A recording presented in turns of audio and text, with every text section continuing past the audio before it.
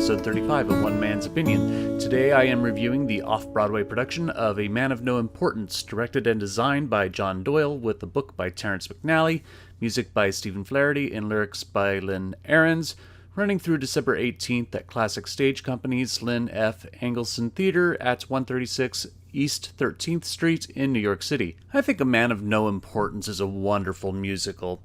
Granted, I love most everything Ahrens and Flaherty write, and they are my favorite living songwriting team. Set in 1964 Dublin, Ireland, A Man of No Importance is an uplifting and inspirational musical about Alfie Byrne, played by Jim Parsons, a middle-aged single man who loves theater and has a particular affinity toward Oscar Wilde, most recently producing The Importance of Being Earnest at the church he attends, St. Imelda's.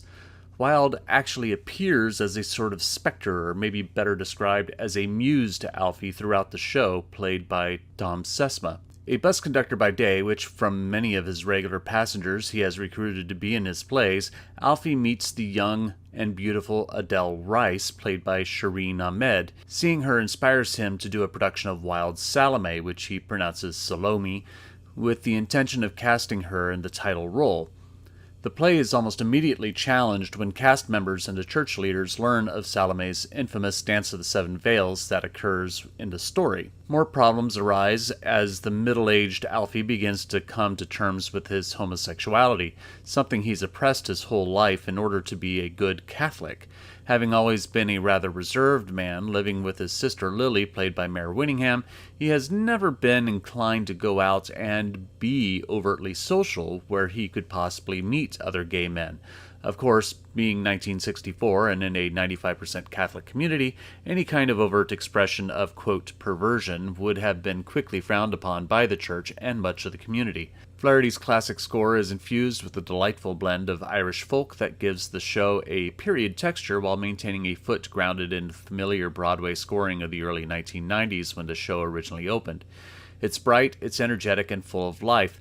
Mixed with Ahrens' lyrics of hope and love and the sometimes melancholic moments of loneliness, it is one of the best scores of the last 30 years. The cast is overall solid. Mare Winningham shines as Lily. Shireen Ahmed gives a richly layered performance as Adele. There's not too much in a text that tells where Adele comes from and why she's moved to Dublin, but it is obvious that Ahmed has done her homework and has built a history for the character that comes through. The most standout performance goes to A.J. Shively, who plays Alfie's friend and bus driver Robbie Fay, whom Alfie has a secret crush on. Shively got the biggest ovation at the performance I was in attendance for, with his rousing rendition of The Streets of Dublin, a delightfully raucous number where he attempts to convince Alfie to go out and learn to have a good time in the world. The only real disappointment, unfortunately, is Jim Parsons. Though he has his signature awkward charm, he can't maintain his Irish accent throughout and feels unintentionally out of place with the rest of the cast. Though his actions are present, they are much too small for the stage, even one as small as Classic Stage Company's. Maybe if he performed in the role for film or television, it might read better, but on stage, it is way too minimal to read as clearly or with as much energy as the other cast members.